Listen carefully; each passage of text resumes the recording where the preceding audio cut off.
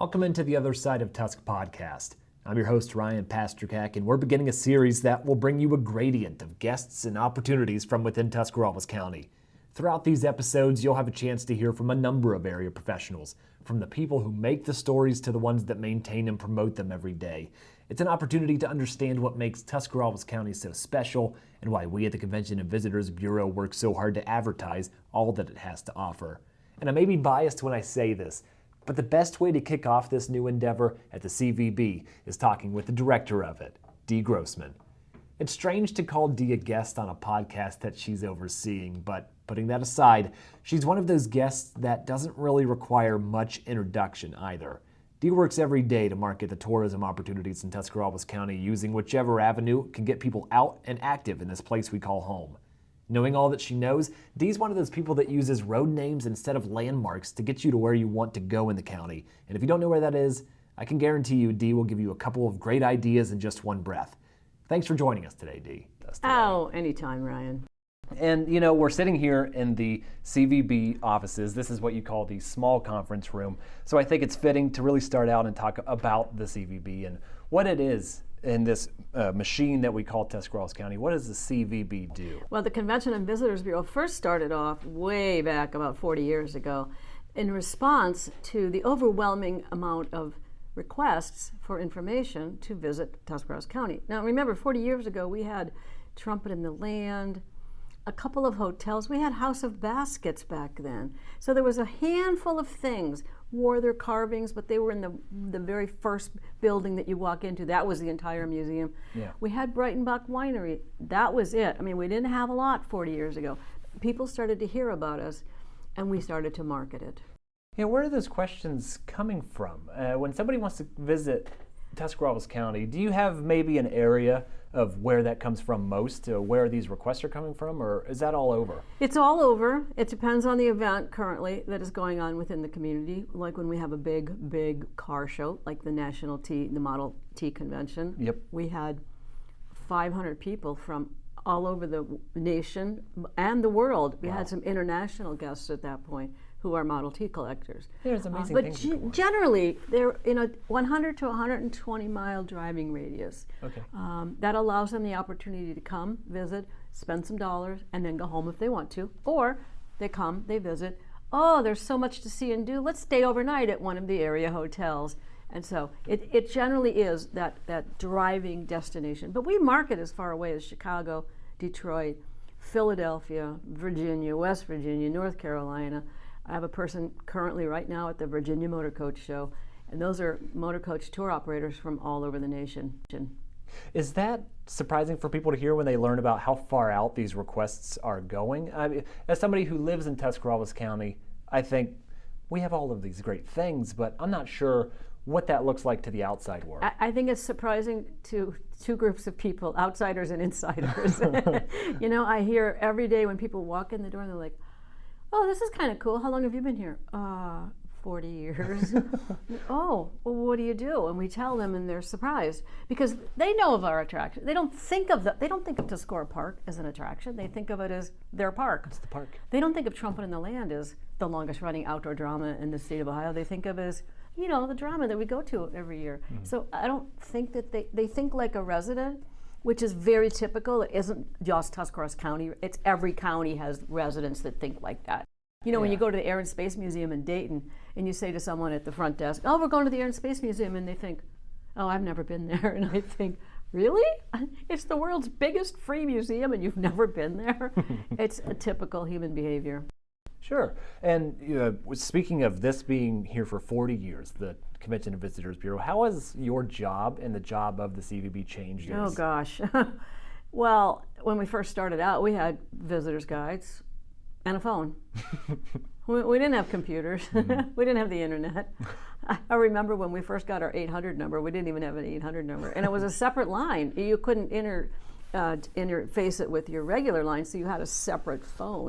Separate phone ringing, and we knew when a visitor would call because that phone would ring. We used to call it the bat phone because it was red, and so when the phone rang, we're like, grab it, it's a visitor. Get them, wrangle them in. I know, it's hilarious. And now, of course, we don't even know when people call on our 800 number because it's right in with their other phone lines. Yeah. And of course, the internet. No one can deny the internet has completely changed the face of travel and tourism for not just us, but everywhere. It puts us on a level playing field with the Philadelphias or the Chicagos because our website is just as good as anybody else's. It has just as much information, and it makes it just as easy for people to find our information in a simple, straightforward way. I'm very impressed with the CVB's ability to stay up to date. I mean, there's a lot of organizations and businesses in this area that kind of rely on that ability for Tuscarawas County and the way we operate here. I mean, we're a lot of foot traffic, we're a lot of radio.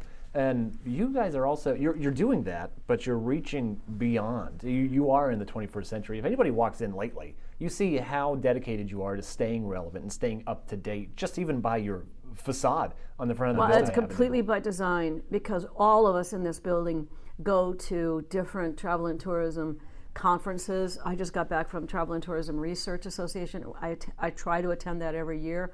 Even during the pandemic, it was, a webinar, and if we are not relevant to everybody that walks through the door, then we're not relevant, period. And if we're not relevant, we can't help our partners. And if we can't help our partners, then they're going to be gone. And then we'll all be out of a job. And that's not why we do it, but we've got to preserve the history. We've got to make sure that Trumpet and Ilan operates next year. It's our history. We've got to make sure the Schönbrunn Village operates. We've got to make sure they can open the doors and flush the toilets. It all works together. How do you measure the success of what you do? That's a tough one. I mean, one of the measures, obviously, is our budget. If our budget increases, we operate on lodging tax revenue. So when our hotels are doing well, we receive more money. Obviously, during the pandemic, it pretty much stunk. Yeah. But that is one measure. But gas prices could go to $10 a gallon, and tourism could drop off, and nobody would be traveling and staying overnight. Is that a real measure of our success? No, not necessarily. Because we could still be reaching every single person we can. Yep. It is hard to measure because it isn't just financially based. It's also clicks through on our website. It's clicks on our Facebook ads. It's clicks on our Instagram. It's that, they watched our YouTube video and they clicked through and picked up a visitor. And then they picked up the phone and called us and then they came. Those are hard things to measure. I imagine your partners can also attest to your successes as well. I hope so.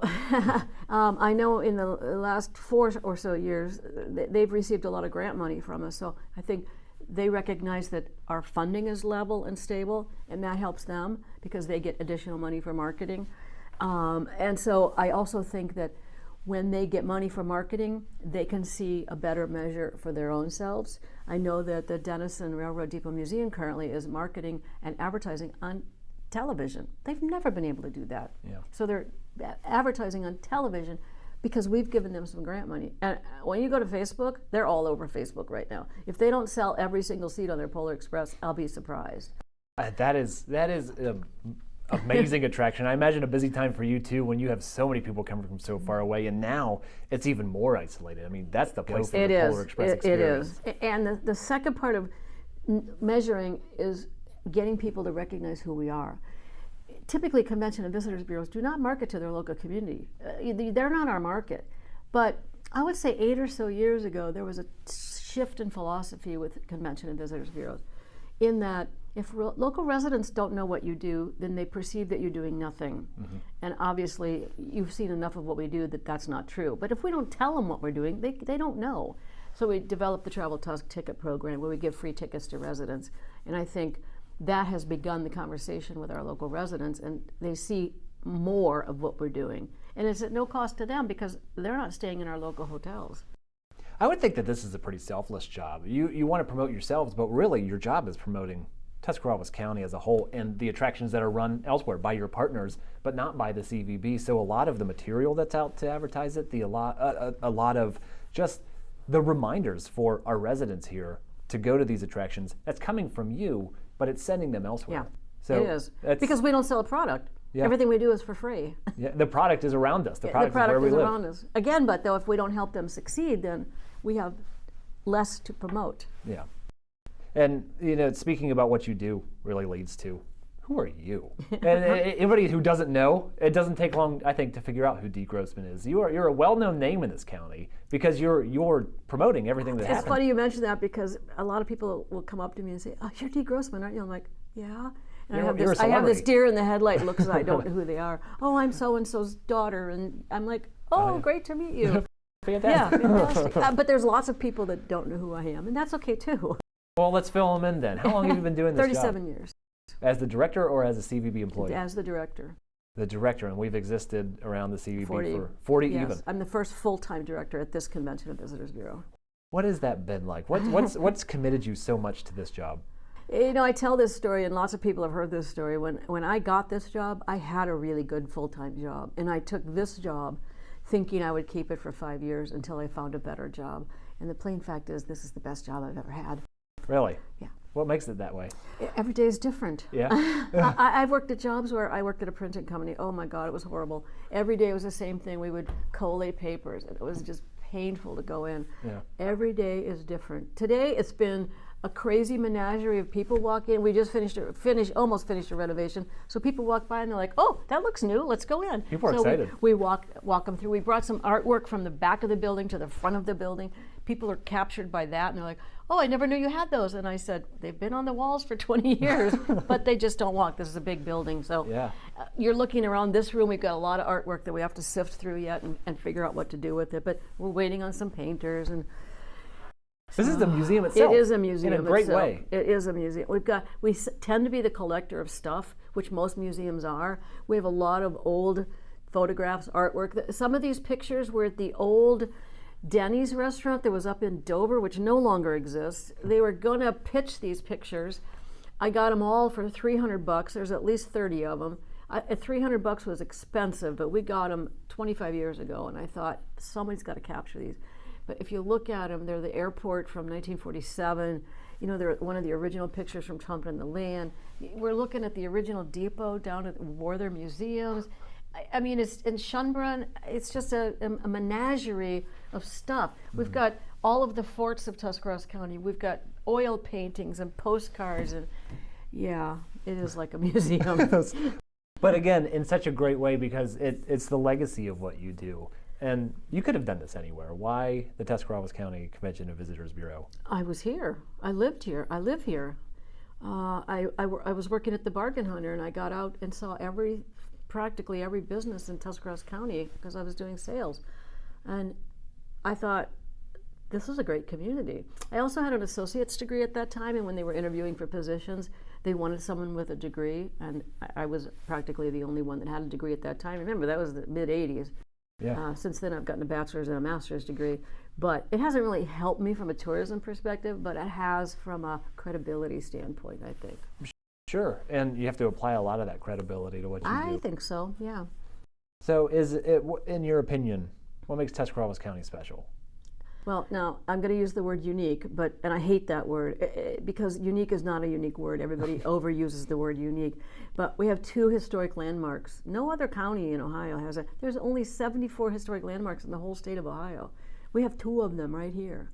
We were the western frontier. We have Fort Lawrence. We're going to rebuild the gosh darn fort starting next year. We've been working on that for 30 years. That's incredible. 30 years. And there's people that won't give up. And I'm practically one of them because we ran Fort Lawrence for about 6 years. And every year we'd go to the state and we'd say, "Can we please build Fort Lawrence?" "Oh, sure, we'll get back to you." Well, finally, it was time. Yep. So we've got Warther Museum. I mean, we got the world's largest cuckoo clock. We've got the massacre at Hutton. We've got Denison Depot. And we've got the only Polar Express train ride. I could keep going, but you don't have time for all of it. You don't have time for all that. I have time for one more. And I Right. kind of got in trouble when I prepped you with this question. But what's the best kept secret in Tuscarawas This County? building right here. Yeah, Yeah? this building. If you look around at all the artwork and all the stuff, and the fact that we rent out these conference rooms to anybody and everybody, all of our museums get them to use them for free. For profits, we make you a deal. We just want you in the building. We want you talking about your business with us. I had a meeting in here, this has been several years ago, with the Great Alt manufacturer. And they were sitting in here, and I introduced myself, and I said, "How's Great Alt doing?" And he looked at me like, "Why do you care?" And I said, "Because if manufacturing is good, tourism will be good. If the manufacturing base in Tuscarawas County remains good, those people have money and they can go to our local restaurants and they can eat in our local restaurants. We'll keep them open aside from the visitors coming. So this is the best kept secret right here, is this building. And anytime you walk through the door, you want to take a tour, I'll put you on a tour. Yeah, it's amazing. It is. You walk in that back conference room, we have miniature attractions. We have a miniature courthouse, a miniature Denison Depot. It is. It's just an amazing building. And it's amazing how you call it a secret, but you're so open to anybody that walks in. That's all they have to do. Yeah. So to do all this, to figure out more about the CVB, to figure out more about the county, how do we get a hold of you, Dee? 1-800-527-3387 or travel Tusc.com or just walk through the building. Our kiosk in the front of the building is open 7 days a week, 6 a.m. to 10 p.m. It's Dee Grossman with no notes in front of her talking about the Convention and Visitors Bureau. She's the director thereof. And we want to say thank you for your time, Dee. Thanks for kicking off this podcast. Yeah, thank you. If you want to learn more about the Convention and Visitors Bureau, find out how you can use their conference spaces, or just need some suggestions for area attractions and activities available to you right here in Tuscarawas County, you can find us on traveltusc.com, on Facebook at the Tuscarawas County Convention and Visitors Bureau, or just give us a call at 330-602-2420. You'll find the offices right here in downtown New Philadelphia at 124 East High Avenue. For the Other Side of Tusc podcast, I'm Ryan Pasternak.